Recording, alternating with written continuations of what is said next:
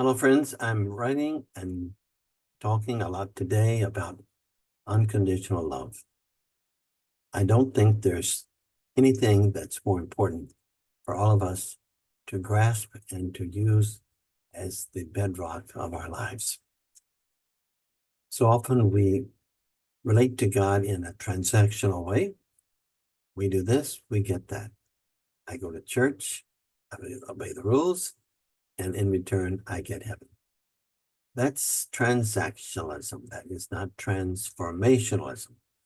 Transformation is when God calls us to be a new person, as St. Paul says, a new person that lives only in the energy of unconditional love. We cannot bargain with God. We can't try to get a discount on salvation. Jesus is very clear. If you want to save your life, you need to lose it.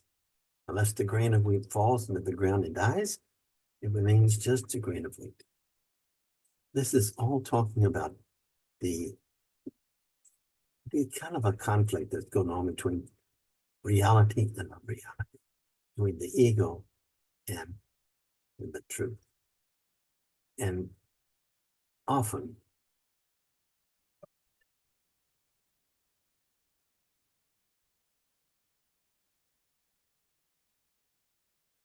the way I almost always start my celebration of the sacrament of reconciliation, some call it confession, is by saying, thank you for sharing and for your trust in God's unconditional love. And I've got good news if you'd like to hear it. And usually they say, well, yes, sure. And so I say, well, the good news is this. God knows everything about you from the day you were born to this very second, every thought, word, and deed. And he only has one thing to tell you over and over, the same thing. I know you in and out. And you know what? I still love you. And I wait because I want those words to soak in. Those are not easy words to hear. Because why? Because our ego hates them, abhors them, fights with all its strength against them. Because why? The ego wants to be in control. It wants to call the shots. This is the ego control tower, huh? Ego wants to understand everything, be on top of everything, and take credit for everything. And we all know that the ego is going to die just about an hour after we. But the thing about the ego is it's an illusion. It's not real. It's not your true self. It's your false self, as Thomas Merton would put it. And we are called to recognize and accept what is real. Laura calls, or uses the name reality as another name for God. And this is reality. God is truth. Jesus said, I am the way, the truth, and the life.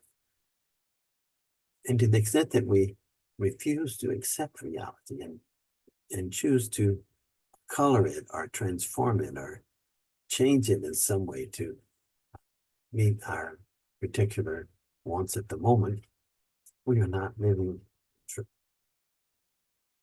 Our language often reflects this, which words is, well, this shouldn't be this way, you know.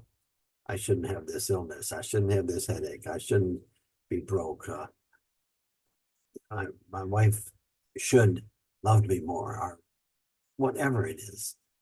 The use of the word should is it delving into unreality. It is or it isn't, one or the other. It's not both. And should is a moral imperative that has no ownership. There's no ownership. There's with the please, Mr. and Ms. should show yourself. If we could say, I would like for you to do this, or would you please do this? I'm taking ownership. But if you say you should do it, no one's taking ownership. We're just transferring a little guilt to someone. And if people sometimes say to me, oh, Joachim, you're probably aware of it, but you could really do more exercise and lose some weight, all right? And I, as kindly as I can, will say, um, well, thank you very much, but please don't should on me. Sounds like another word, and it really has the same meaning. It even starts with the first two letters, but it's not reality. It's our attempt to control reality, and it's fruitless. It's has no reality in itself. It's a dead end, and so facing reality is impossible on our own. But we're invited and challenged by God to let God transform us. There's two kinds of energy, doing energy and allowing. Doing energy is the ego. I should do this. I have to do that. I want to do that. This is on my list to do. And that's all ego, okay? Control. Allowing energy is the energy of Mary when she was asked to be the mother of Jesus. She didn't go into doing energy and say, well, you got the right lady here. Anybody can do it. I can do it. Bring it on. No. She went into allowing energy. And she said, let it be done to me. In other words, she really said to God, thanks God, but I'm not going to do it. I'm not going to. I'm going to let you do it. I'm going to allow you to let Jesus be born in my body. And with that permission, the world is changed, transformed. The power of allowing energy and the illusion of power that's involved in the doing energy. I'm going to stop that. I'm going to control this habit. I'm going to stop drinking. I'm going to, I. God just waits patiently until we see through the illusion, until we understand that it's not the disconnected I, it's the connected I. The disconnected I is the one that thinks, well, I can solve this issue, just give me time. And usually it doesn't work. But the ego doesn't give up. It wants to be able to build up our spiritual resume so that at the end of our lives, we can take our little resume up to God and St. Peter and all that and say, well, I didn't kill anybody and I didn't rob any banks. So, I know you're busy. Could just please show me my reserve seat. Okay. That's an entitlement, as if I earned it. I deserve it.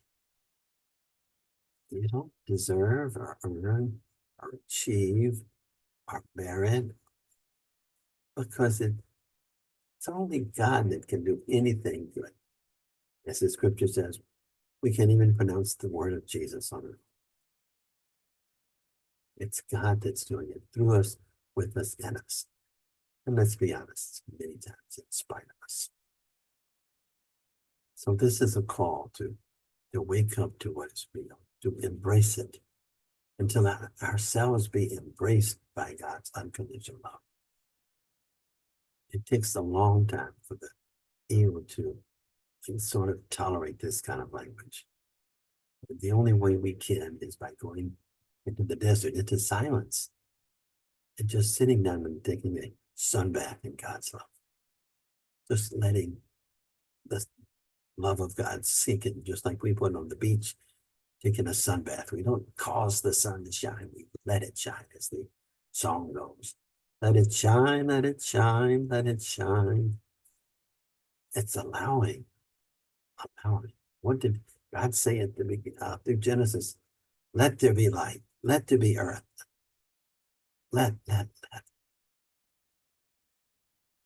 Could we follow that example of letting God do anything good through us, with us, in us, and in spite of us? We know there's no credit involved. That's what the ego doesn't like. There's no quote frequent flyer miles. There's only the deep satisfaction that comes from growing more and more into the awareness that we are one with God. We're not separated from God. If we were separated from God, we would be a puff of smoke. My favorite quotation from the Bible is John 17:21. That all may be one, as you, Father, in me, and I in you, that the world may believe that you sent. Oneness is what the world is looking for. Only oneness is what the world will believe. And so today we go into the oneness of reality. We give thanks for what is. And we ask God to heal us and transform us into this new person that will live forever.